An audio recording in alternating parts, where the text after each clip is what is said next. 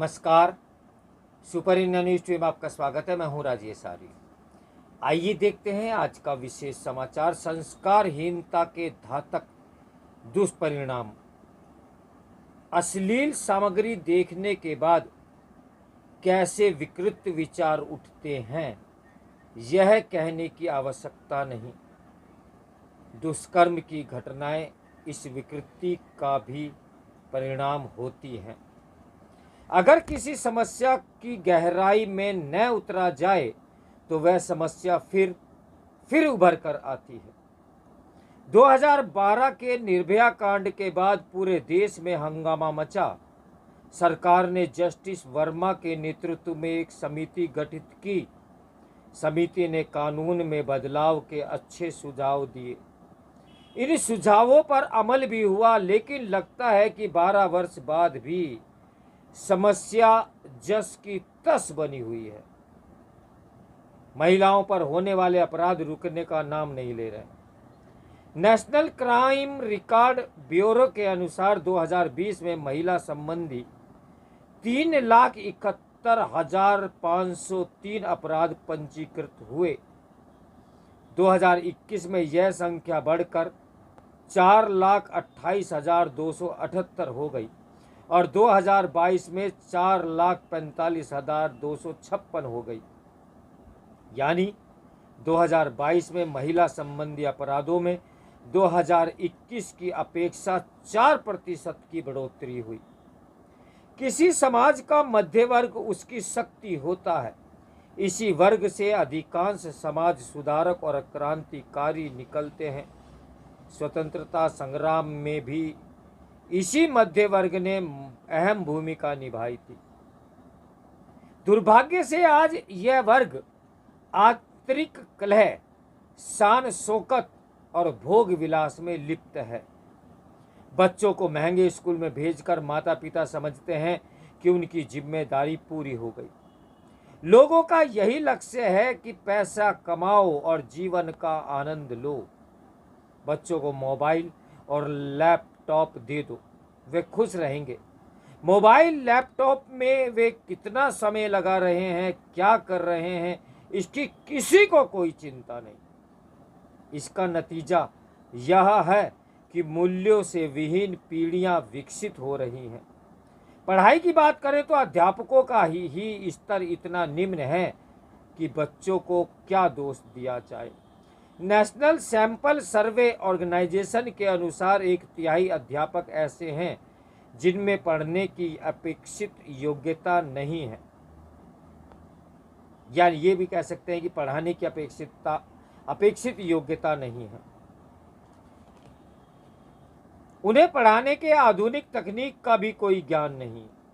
फिर भी कुछ बच्चे अपनी मेहनत और कोचिंग से अच्छे निकले जा रहे हैं। इनमें से कुछ सिविल सेवा परीक्षा में भी पास कर लेते हैं। हालांकि सिविल सेवा में पहुंचकर भ्रष्टाचार की कहानियां भी सामने आती रही हैं।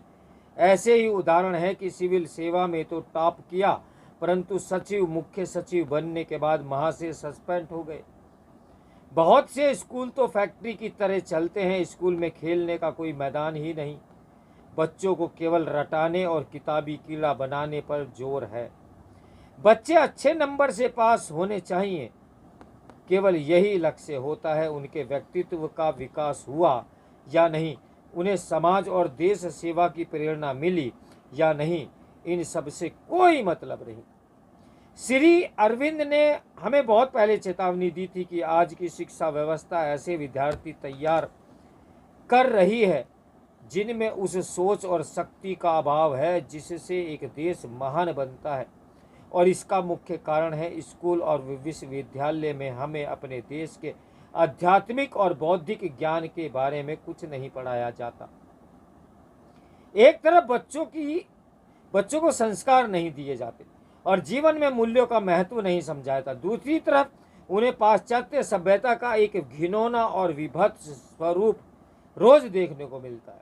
भारत में लगभग 75 करोड़ लोग इंटरनेट का प्रयोग कर रहे हैं।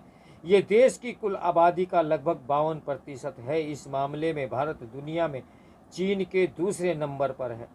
एक दृष्टिकोण से यह हमारी प्रगति का सूचक है। परंतु इसका दूसरा पहलू भी है कि आज इंटरनेट अश्लील सामग्री से भरा पड़ा है। दुनिया में पोर्नोग्राफी का प्रति वर्ष करीब 57 अरब डॉलर का उद्योग है।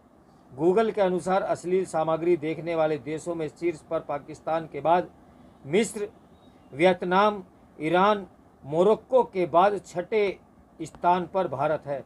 ये कोई गर्व का विषय नहीं है। अश्लील सामग्री देखने के बाद मस्तिष्क में कैसे विकृत विचार उठते हैं ये कहने की भी आवश्यकता नहीं। दुष्कर्म की घटनाएं इसी विकृत का ही परिणाम होती हैं। किसी ने सही कहा है कि पोर्नोग्राफी थ्योरी होती है और दुष्कर्म उसकी प्रैक्टिस। कोलकाता के चर्चित दुष्कर्म एवं हत्या के कांड में जो अपराधी संजय राय पकड़ा गया, उसके मोबाइल में पोर्नोग्राफी की बहुत सामग्री थी।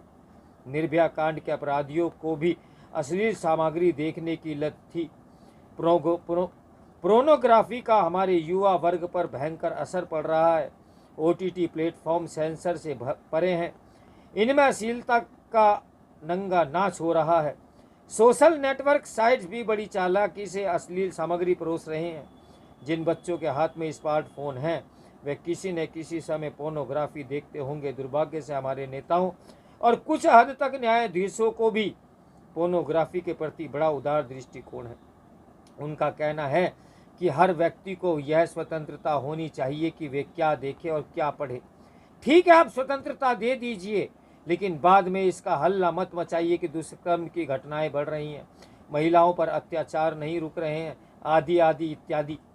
महिला संबंधी अपराधों के संदर्भ में राष्ट्रपति का यह सुलझा हुआ बयान आया है कि आज हमें ईमानदारी से अपने भीतर झांकना पड़ेगा और आवश्यकता इसकी है कि हम समस्या की जड़ में जाएं।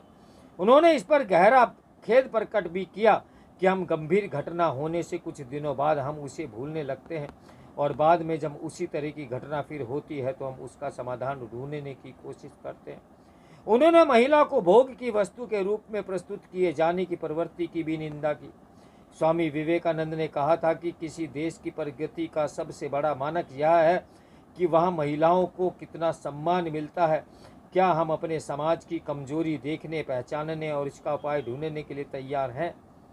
सेकुलरिज्म के नाम पर हम शिक्षण संस्थाओं में जैसी मूल्य विहीन शिक्षा दे रहे हैं, क्या हम उसमें संशोधन करना चाहेंगे? अश्लील सामग्री जिस सहजता से उपलब्ध है, क्या उस पर हम अंकुश लगाना चाहेंगे?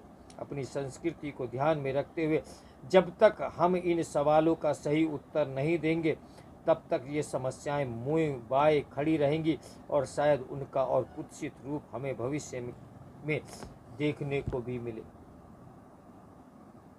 तो मेरे साथ बने रहें सुपर इंडिया न्यूज़ टीवी के ब्रेकिंग न्यूज़ के लिए। नमस्कार, मैं हूं राजेश आर्य।